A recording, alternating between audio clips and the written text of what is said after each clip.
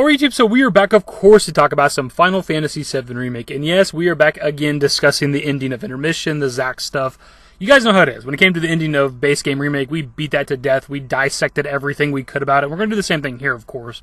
What we have today is a pretty damn cool observation from somebody within the community. Big shout out to Chandler M35 over on the Remake subreddit for noticing this. So what we have here is that they noticed during the Zack scene, you get a brief glimpse over his shoulder when he's outside the front of the church, and in the background, Sector 7 is missing.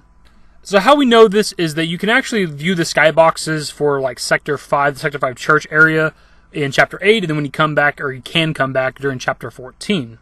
So right here's some gameplay recorded within Chapter 8, just kind of looking at the skyboxes. You can clearly see Sector 5, 6, and 7. 6 is obviously the one that's still under development, and for whatever reason within Remake, Sector 6 is above you, despite you being within Sector 5. The point is, you can still clearly see the Sector 7 plate because, of course, the Sector 7 plate fall has not happened yet. And, of course, if you come back here within Chapter 14, I can't get back up to where Cloud and Aerith were, but I can put myself in pretty much the exact same area, and if you look up towards the skybox, towards the sky, you can see that, of course, Sector 7 is missing because it has been destroyed. So how we know that within the Zack scene, the Sector 7 plate is missing, besides, the open sky behind him, is actually some of the background details. So right here, just looking at this screen grab of Zack, you see in the background, of course, the open sky, but you have this like white thing on this tower or whatever the hell it is, and this big round metal thing with the studs on it. And for the sake of this part of the video, I'm just going to use Chandler's screenshots he put on the subreddit, and it's important to note that the brick wall to Cloud's right is pretty much the steps of the church, so he's standing in almost the same spot that Zack is during the end segment, and as you can see, you can clearly see the Sector 7 plate. And then again within Chapter 14, standing in pretty much the same spot, right by the church stairs, there's clearly an open sky, a destroyed Sector 7 plate. So the reason why I'm making this video is because we discussed the ending a couple of videos back, and a lot of people out there are kind of confused as to when this is taking place. The Zack scene is taking place. Some people think that it's taking place earlier within the story in the past, sometime after the Sector 1 bombing. These are maybe people that lost their houses or whatever whenever that bombing took place. But clearly this isn't the case given that the Sector 7 plate is missing during Zack's scene. So this scene, this ending segment, this cutscene that we're seeing is taking place sometime after the Sector 7 plate has collapsed.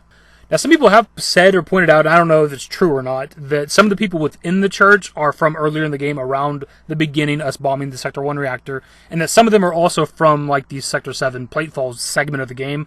I don't know if that's true. I don't think it necessarily matters because I don't think the NPCs are all that important themselves. And what I mean by that is there might be repeated NPCs throughout Remake. Like, has anybody actually gone chapter by chapter looking at every single character model and seeing if they show up anywhere else? Because there's a good chance they have, right? I wouldn't say that there's 100% unique NPCs all throughout the game. Like, there's like 100 NPCs just in Wall Market alone, right? Like, have you gone through every one of them to compare them to other parts of the game? It's a good chance they've reused character models. So the people within the church themselves may or may not matter. And look, I could be completely wrong on that. Maybe you don't see the same character model twice ever throughout the game. And if that's the case, then yeah, the people within the church matter to some degree. But the fact that it's Sector 1 people and also Sector 7 people, I don't think it matters that much because, of course, they're all going to need a place to stay, so the Sector 5 church just works. So hopping back to the Zack stuff, the Sector 7 plate collapse has already happened in the scene that we were watching. What does that mean? Who the hell knows?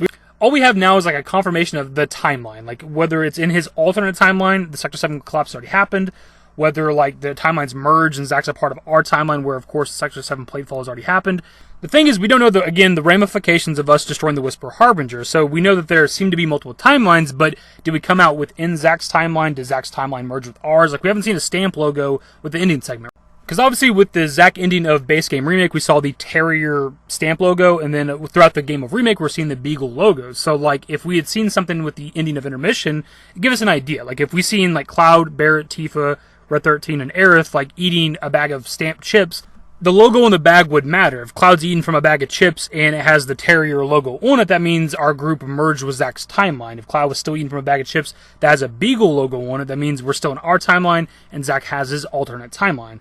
That's something that I think is still up in the air. Like, we definitely seem to have multiple timelines, right? But we don't know if that's still the case. We don't know if we joined up with Zack, so if we're still on our own. And what I mean by that, and I'm not sure if anybody else has discussed this yet, is there's always the possibility we came out of the singularity within Zack's new timeline where he did survive. Like, we have no idea. For one, Sephiroth brought us into the singularity, and it never is shown to us how we left the singularity. Like, we go to the Edge of Creation with Cloud and Sephiroth, and then it kind of cuts to the other shit, and then our group's already outside of Midgar. Like, we never get to see how they left the Singularity and shit. So who knows? Sephiroth himself could have thrown us to this other timeline.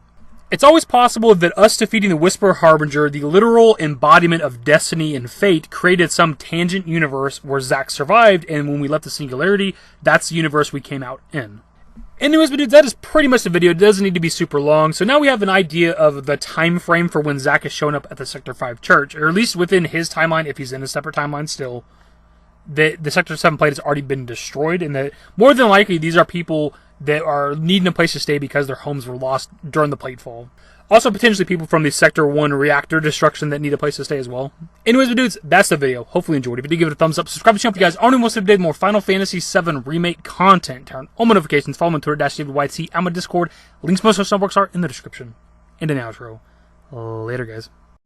Used to care what people thought, but now I care more, and nobody out here's got it figured out. So therefore, I've lost all hope of a happy ending, depending on whether or not it's worth it. So insecure, no one's perfect. We spend it with no shame. We blow that like Coltrane. We in here like Logain, or leave it like Cobain.